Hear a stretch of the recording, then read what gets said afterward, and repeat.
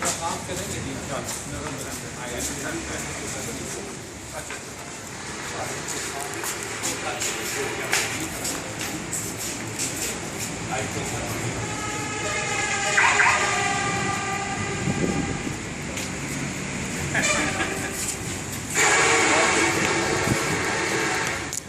अच्छा जी, मैं उस गाड़ी में बैठूँगा एक साहब लेना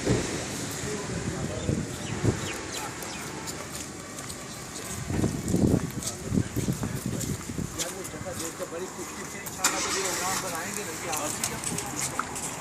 के ऐसे कल हमारी मस्जिद का इफ्तिताह जहाँ तक जा रहा हूँ वहाँ सही बात रात वहीं वापसी तो फिर कल 10-11 बजे वहाँ और कालरा में मस्जिद का इफ्तिताह